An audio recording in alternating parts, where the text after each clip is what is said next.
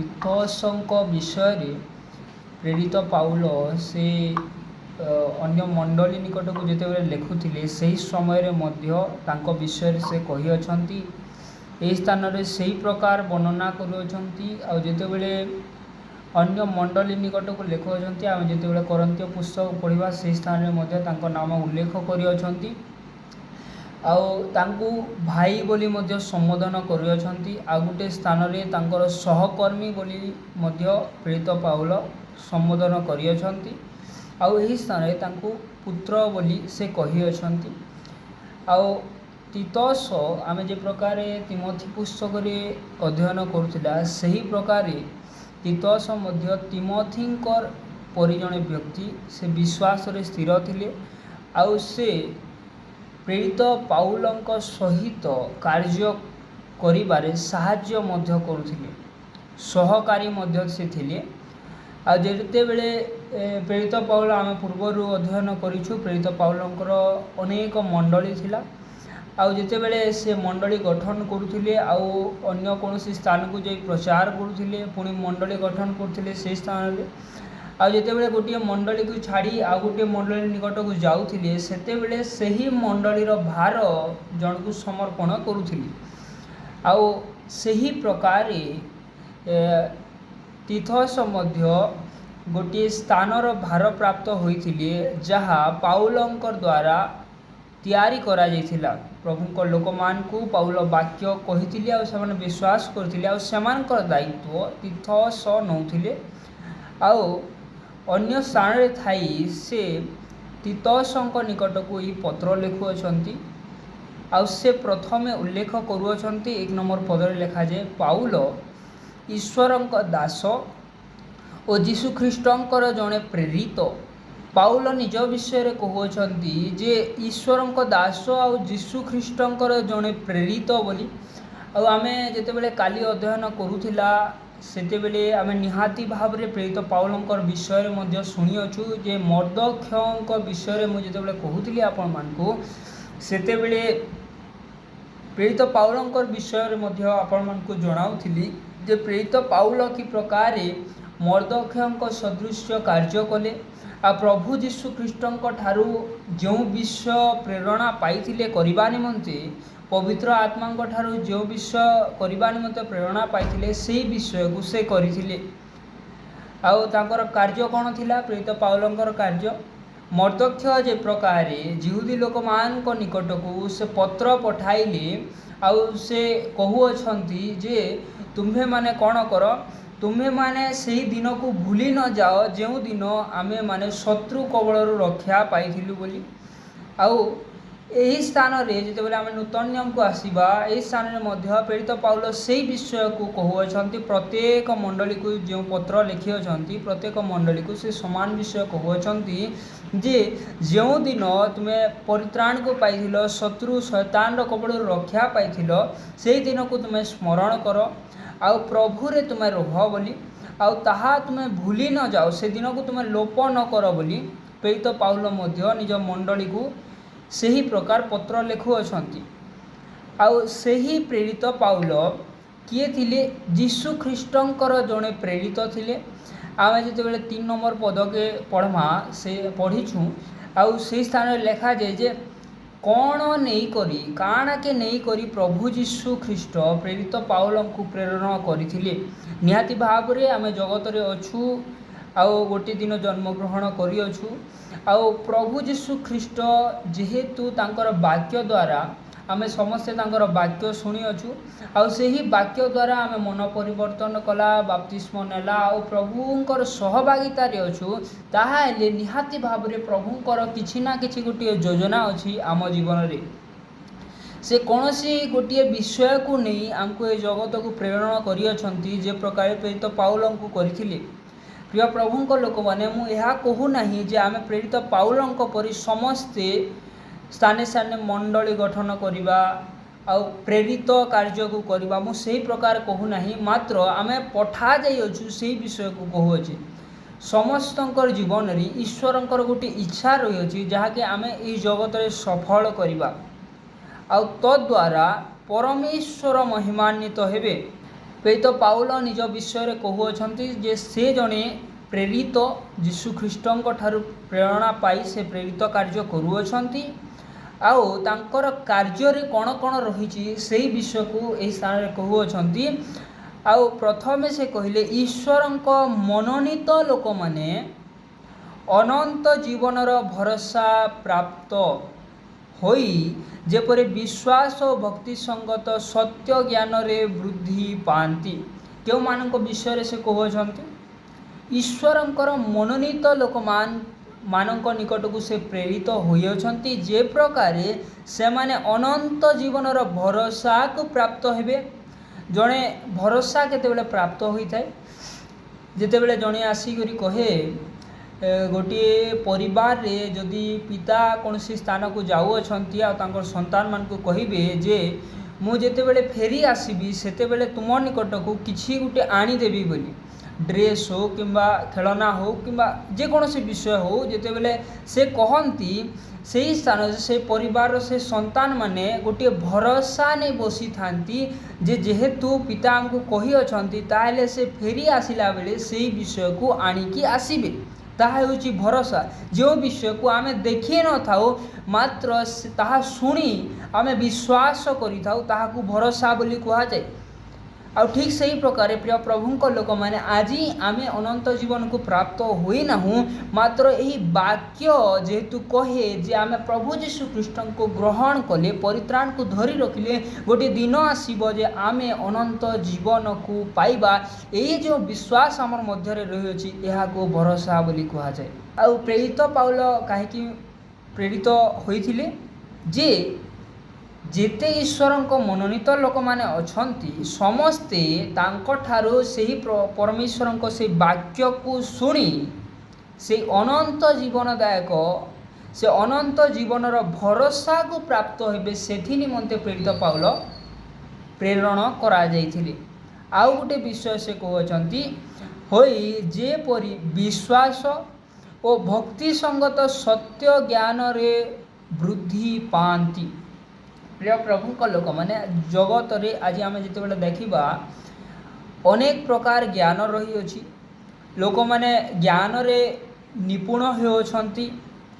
ଆଜିକାଲି ଏଆଇର ଜମାନା ହେଲା। ଲୋକମାନେ ଆହୁରି ଏନ୍ତା ବିଷୟମାନେ କରୁଅଛନ୍ତି ଯେନ୍ଟା 20-30 ବର୍ଷ ପୂର୍ବରୁ ଲୋକମାନେ ଭାବି ବି ନେଇଥାଇ ସେ ସବୁ ବିଷୟ ବି ଆଜି ହେଉଛି। ସେନ୍ତା ଜ୍ଞାନକେ ସେମାନେ ପ୍ରାପ୍ତ ହେଲେନ। ମାତ୍ର ଏହି ସ୍ଥାନରେ ଗୋଟିଏ ଭିନ୍ନ ଜ୍ଞାନ ବିଷୟରେ ଉଲ୍ଲେଖ କରୁଅଛନ୍ତି ପ୍ରେରିତ ପାଉଲ। ତାହା ହେଉଛି ବିଶ୍ୱାସ ଓ ଭକ୍ତି ସଙ୍ଗତ ସତ୍ୟ ଜ୍ଞାନରେ ବୃଦ୍ଧି ପାଇବା ବିଷୟକୁ ସେ କହୁଅଛନ୍ତି। ବିଶ୍ୱାସ ଗୋଟେ କ'ଣ?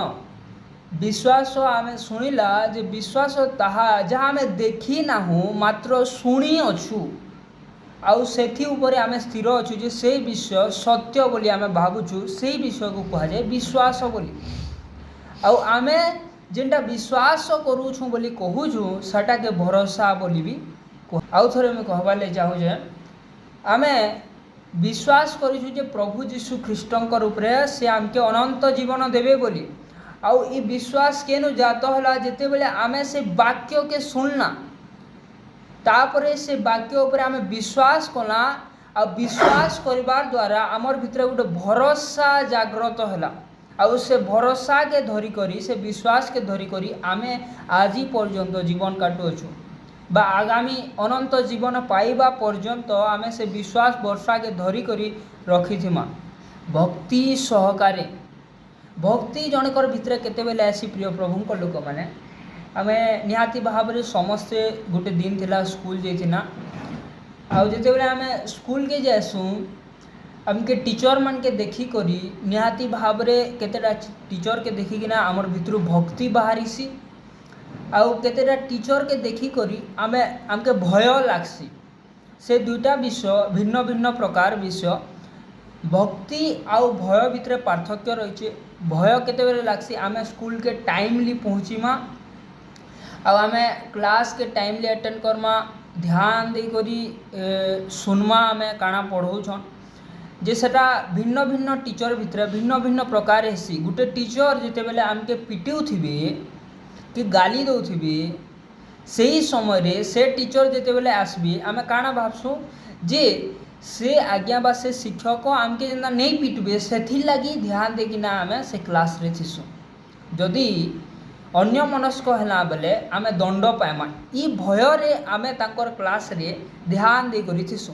मात्र भक्ति केते बेले बाहरे जेते बेले आमके से विषयर इच्छा थाए आमर भीतर गोटे इच्छा प्रकाश होई थाए आमके लागसी जे से जो विषय करूछंती ताहा यथार्थ विषय अटे। आउ भक्ति सेते बेले बाहरिसी जेते बेले आमे गोटे विषय के अधिक प्रेम करथसु आ गोटे काम ही थिबा आउ सही विषय आमके यथार्थ बोली लागसी। ध्यान दे सुनमा एटा बहुत इम्पोर्टेंट जिनिस।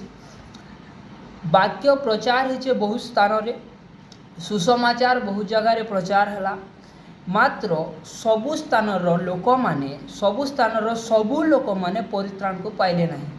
सबु स्थान सबु लोक माने प्रभु जीशु ख्रीष्ट निकट को आसिले नहीं। सबु स्थान सबु लोक माने वाक्य शुणिले मात्र सेमाने परित्राण को प्राप्त हेले नहीं। सेमाने प्रभु को निकट को आसिले नहीं सेमाने बाप्तिस्म नेले नहीं। कारण कौन? कारण इटा जे सेमाने मनोनीत व्यक्ति न थिले।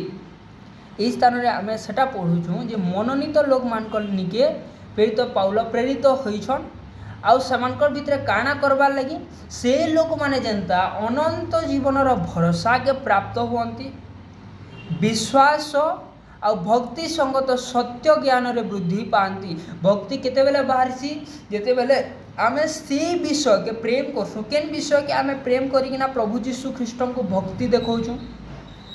आमे निहाती भाव रे दिने सुसमाचार सुनना आ सुसमाचार रे काना काना थिला जे जगतर लोक माने पाप कोले आउ सेटा के देखले आउ परमेश्वर भाबले जे इमाने आउ इन रक्षा नहीं पाई पारन आउ समान के जदि रक्षा करबा ले हेबा ताले गुटे न उपाय अछि।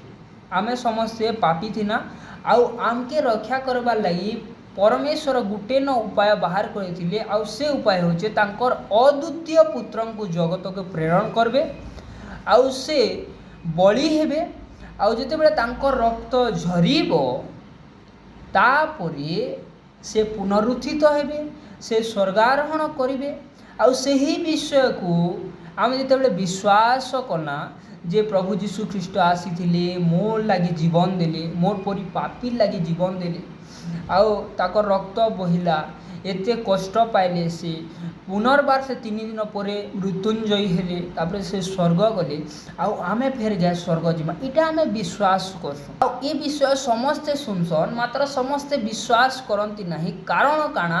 कारण इटा जे समस्तंकर भितरे से वाक्य कार्य नहीं करे। कहार भितरे से वाक्य कार्य करसी जेते मनोनीत लोक माने अछन सेमानकर भितरे खाली वाक्य कार्य करसी।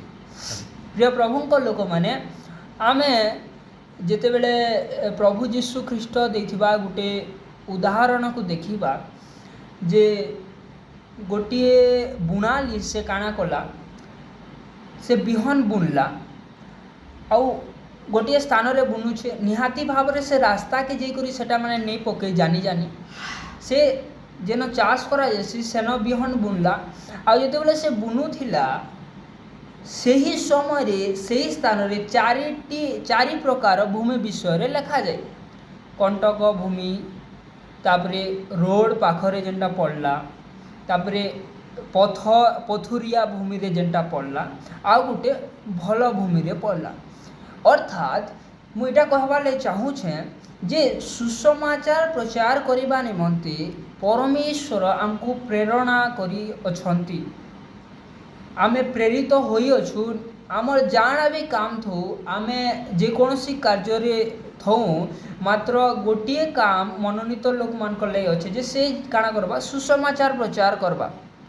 आउ आमे बेले बेले चिंता करछु जे सुसमाचार सबके कहबार अच्छे फिर बाइबिल रे लिखा है जे मनोनीत लोक माने खाली स्वर्ग के जीवे बोली सेति ले कहा जाय जे आहूत लोक माने अनेक अछंती मात्र अल्प मनोनीत। ये विषय कहले कहगला जेहेतु आमे जिते सुसमाचार के प्रचार करूँ सेन जदि 100 लोक अच्छन 100 लोक से शुणुछन मात्र प्रभु जानिछन जे किए मनोनीत सेमानकर भितरु बोली।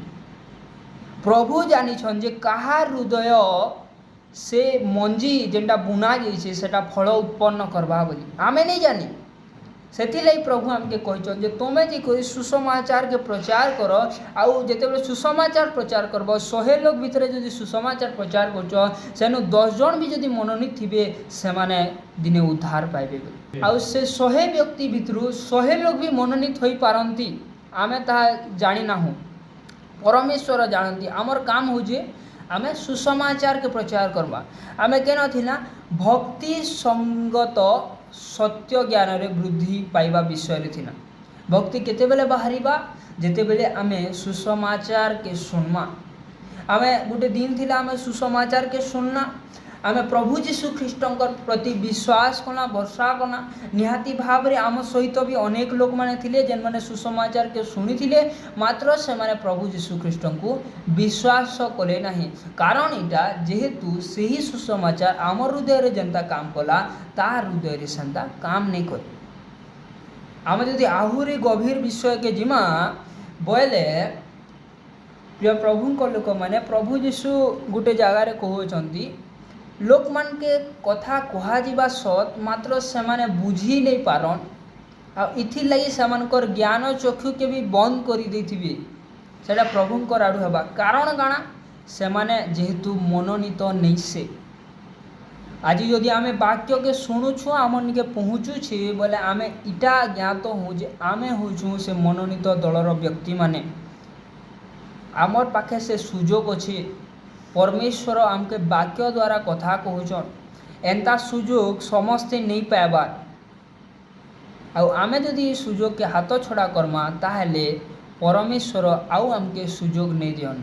प्रिय प्रभु को लोक माने प्रेरित पाउल जे प्रकार मनोनीत होइथिले मनोनीत लोक मान को निमंती ठीक सही प्रकार आज मध्य अनेक प्रभुंकर दास माने प्रेरित होइछंती जे प्रकार से माने मनोनीत लोक मानकु से अनंत जीवनर भरोसा दे पारंती आउ से माने जेपरि विश्वास रे बढ़िबे आउ भक्ति संगत सत्य ज्ञान रे वृद्धि पाइबे यही विषय से माने चिंता करूछंती आउ से माने प्रचार करूछंती मात्र सेटा के ध्यान दी सुनी करी आमके सेटा ग्रहण करबार आवश्यकता रही अछि। आमे जदि सेटा ग्रहण नहीं करमा ताहले सेटा आमर भूल रहउछि।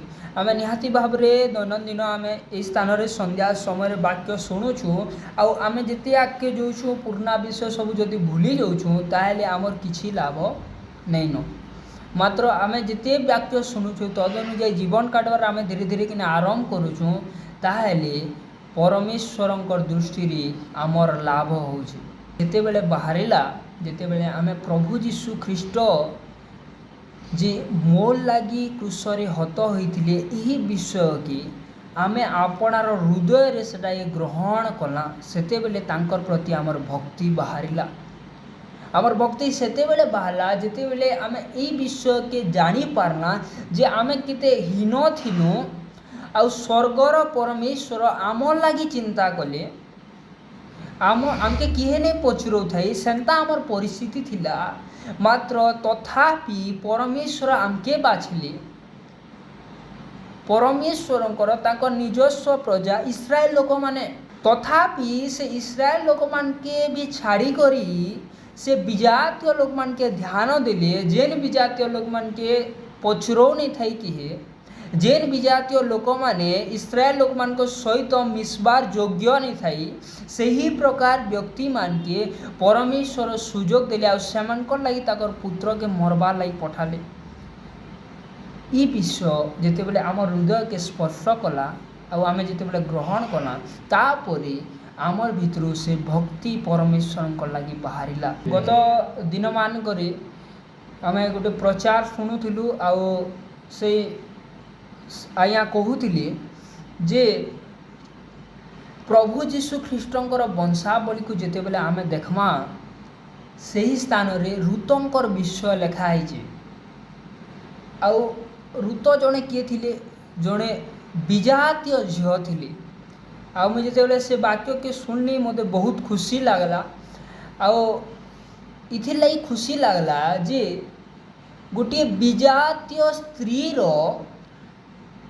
तार कोल देकरी तार परे जेन वंश आसी सेथिर भितरे प्रभु जीशु ख्रीष्टंकर जन्म होइछि। अर्थात प्रभु जीशु ख्रीष्ट सेतेबेले परमेश्वर इस्राएल लोक मान के विशेष ध्यान दौथिले, विजाति मान के ध्यान नहीं दौथाई, मात्र तांकर गोटे योजना थिला जे इन जदि आम आगे टे पढ़मा इस स्थान लिखा जाए 3 नंबर पदरे से अनंत जीवन सत्यवादी ईश्वर अनादिकाल पूर्वे प्रतिज्ञा करी यथा समय अपना वाक्य प्रचार द्वारा प्रकाश कले।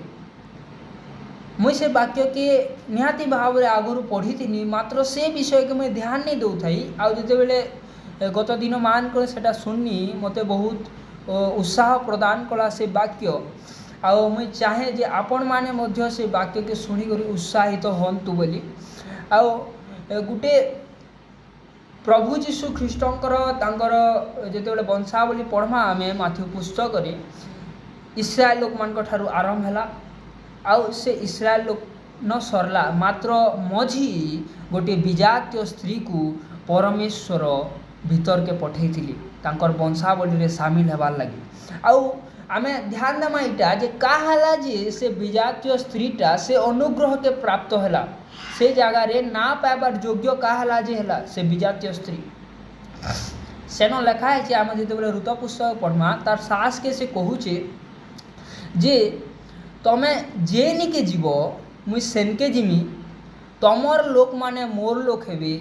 आउ से आउ गोटे कथा कहला जे तमे जेन ईश्वर के पूजा करबो बा जेन ईश्वरंकर प्रशंसा करब से मोर मध्य ईश्वर हेबे बोली। आमे जेतेबेले बाप्तिस्म नेसु, जेतेबेले परित्राण पाइसु बोली जानसु, सेतेबेले आमे काना करथिसु, आमे पूर्वर समस्त विषय को त्याग करी करी आमे प्रभु जीशु ख्रीष्टन को ग्रहण करसु त्राणकर्ता भाव रे, ईश्वर भाव रे आमे प्रभु जीशु को ग्रहण करसु, तापरे आमे परित्राण के पाइसु।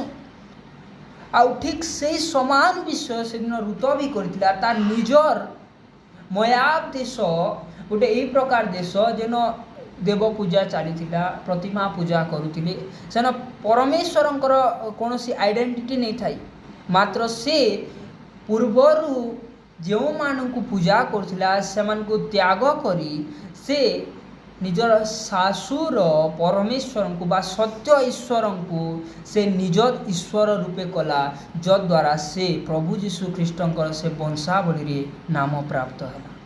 प्रिय प्रभुंक लोक मैंने आमे भी जदि चाहूँ जे प्रभु जीशु ख्रीष्टंकर तांकर लिस्ट रे तांकर संतान मान लिस्ट रे परमेश्वर संतान मान लिस्ट रे आमर ना भी रहू बोली बोले आमके काना करवा ले पड़वा जे गत दिन मान करे आमे जेन जेन विषय सब करूथिना जेनटा परमेश्वर दृष्टि रे योग्य नुहे उत्तम नुहे से समस्त विषय को आमे त्याग करमा सबुदिन लगी आउ आमर परमेश्वर प्रति आमे फेरिबा। निहाती भाव में आमे गुटे दिन सेटा करिथिना, मात्र प्रेरित पाउल तांको समस्त मंडली को सही विषय पुनर्बार कहीं कहती कारण से विषय ओहरी जाती। आज वाक्य आमके मते भी आपण मानकु समस्त को ये वाक्य सचेतनतार वाक्य प्रदान करुअछि जे प्रकार आमे से पूर्व दिन रे जेन दिन बाप्तिस्म ना से दिन जेंता थी ना आज मध्य सही प्रकार देखा जिबा परमेश्वर दृष्टि नहले काना हेबा से बिहन सबकर दिहे पड़ला सबु भूमि रे पड़ला वाक्य सबकन प्रचार कला आमे जदि सेंता हेजिमा प्रथम दिन परी सेमानकर एंदा फल नहीं फलमा बोले आमे भी भल भूमि हेइथिले भी से पथुरिया भूमि संगरे समान हेजिमा फल नहीं फलले ईश्वरंकर राज्यर योग्य आमे हेइ नहीं पारो।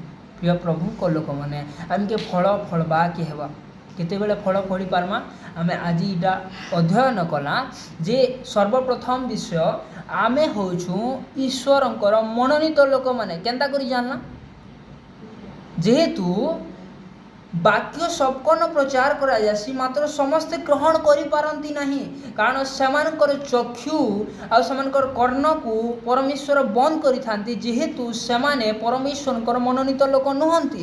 ମାତ୍ର ସେମାନେ ବାକ୍ୟକୁ ବୁଝିପାରନ୍ତି ଯେଉଁମାନଙ୍କର କର୍ଣ୍ଣକୁ ପରମେଶ୍ୱର ଉନ୍ମୁକ୍ତ କରିଥାନ୍ତି, ଆଉ ସେମାନଙ୍କର କର୍ଣ୍ଣକୁ ପରମେଶ୍ୱର ଉନ୍ମୁକ୍ତ କରିଥାନ୍ତି ଯେଉଁମାନେ ପରମେଶ୍ୱରଙ୍କ ଦ୍ୱାରା ମନୋନୀତ ହୋଇଥାନ୍ତି। ଆଜି ଆମେ ସମସ୍ତେ ଏହି ବାକ୍ୟକୁ ବୁଝିପାରୁଛୁ କି ନି? ନିହାତି ଭାବରେ ବୁଝିପାରୁଛୁ। ଯେତେବେଳେ ଆମେ ପଢ଼ସୁଁ କିଛି ନୂଆ ବିଷୟ ଜାଣିପାରସୁଁ କି ନି? ନିହାତି ଭାବରେ ଆମେ ଜାଣିପାରସୁଁ। ଏଥିର ଅର୍ଥ ଏଇଟା ଯେ ଆମେ ଈଶ୍ୱରଙ୍କ ଠାରୁ ମନୋନୀତ ହୋଇଅଛୁ, ଆମେ ତାଙ୍କର ମନୋନୀତ ସନ୍ତାନ ମାନେ। ଆଉ ଇଟା ଯେନ୍ ଆମକେ ଇ ଚାବିକାଠି ମିଳିଛେ ତାଙ୍କର ମନୋନୀତ ସନ୍ତାନ ହେବାର୍, ଇ ବିଷୟକେ ଆମେ ହେୟ ଜ୍ଞାନ ନେଇ କରୁ, ଆଉ ଇଟାକେ ବିଶେଷ ଭାବରେ ଧ୍ୟାନ ଦେମା, ଆଉ ଆଗକେ କାଣା କର୍ମା? ଅନନ୍ତ ଜୀବନର ଭରସାକେ ଆମେ ଧରି ରଖ୍ମା। ପ୍ରଥମ ଦିନ ସୁସମାଚାର ପାଇଲା ବେଲେ ଯେତେବେଳେ ଆମେ ସୁସମାଚାର ଶୁଣନା, ଆମକେ କୁହାଯାଇଥିଲା ଗୋଟେ ଦିନ ଆସବା ତୁମେ ଅନନ୍ତ ଜୀବନକେ ପ୍ରାପ୍ତ ହେବ ଯଦି ପ୍ରଭୁ ଯୀଶୁ ଖ୍ରୀଷ୍ଟଙ୍କୁ ତୁମେ ଧରି ରଖିଥିବ ତ୍ରାଣକର୍ତ୍ତା ଭାବରେ ବୋଲି। ଆଉ ସେଇ ବିଷୟକେ ଶେଷ ପର୍ଯ୍ୟନ୍ତ ଧରି ରଖୁଁ, ଆଉ ସେଟା ଆଜି ଆମକେ ଏଇ ବାକ୍ୟ ସ୍ୱର କରି ଦେଉଛେ ଯେ ସେ ଅନନ୍ତ ଜୀବନର ଭରସାକେ ଆମେ ଧରି ରଖୁ, ପ୍ରଭୁ ଯୀଶୁ ଖ୍ରୀଷ୍ଟଙ୍କ ଠାରେ ଆମର ବିଶ୍ୱାସ ଦୃଢ଼ ରହୁ, ଆଉ ତାଙ୍କର ପ୍ରତି ଯେନ୍ ଭକ୍ତି ଆମର ନ ଥିଲା ଯେନ୍ ସମୟରେ ଆମେ ବାପ୍ତିସ୍ମ ନେଇଥିନା, ଆଉ ସେହି ଭକ୍ତିଟା ଆମେ ଦୈନନ୍ଦିନ ସବୁଦିନ ଆମେ ସେ ଭକ୍ତିକେ ଦେଖାମା ପ୍ରଭୁଙ୍କ ନିକଟରେ। ସେ ଭକ୍ତି ଆମର ଭିତରୁ ବାହାରୁ, ଯେତେବେଳେ ଆମେ ଚର୍ଚ୍ଚ ଯାଉଛୁଁ, ଯେତେବେଳେ ଉପାସନାରେ ବସୁଛୁଁ, ଯେତେବେଳେ ପ୍ରାର୍ଥନା କରୁଛୁଁ, ଗୀତ ଗାଉଛୁଁ, ସବୁବେଳେ ସେ ଭକ୍ତିଟା ବାହାରୁ, ଆଉ ସେଟା ପରମେଶ୍ୱରଙ୍କ ଦୃଷ୍ଟିରେ ଯଥାର୍ଥ ଦେଖାଯାଉ, ଆଉ ତାପରେ ଆମେ ଜ୍ଞାନରେ ବୃଦ୍ଧି ପାଇବା। ଆମେ ସମସ୍ତେ ଜାଣୁ କେତେବେଳେ ଜ୍ଞାନ ମିଳିଥାଏ, ଯେତେବେଳେ ଆମେ ସଦା ପ୍ରଭୁଙ୍କୁ ଭୟ କରିଥାଉ, ସେତେବେଳେ ଆମେ ଜ୍ଞାନ ପ୍ରାପ୍ତ ହୋଇଥାଉ। ପ୍ରିୟ ପ୍ରଭୁଙ୍କ ଲୋକମାନେ, এই ছোট ବାକ୍ୟ ଦ୍ୱାରା ପରମେଶ୍ୱର ଆମ ସମସ୍ତଙ୍କୁ କଥା କୁହନ୍ତୁ, ବୁଝିବା ନିମନ୍ତେ ସାହାଯ୍ୟ କରନ୍ତୁ। ଆମେନ୍।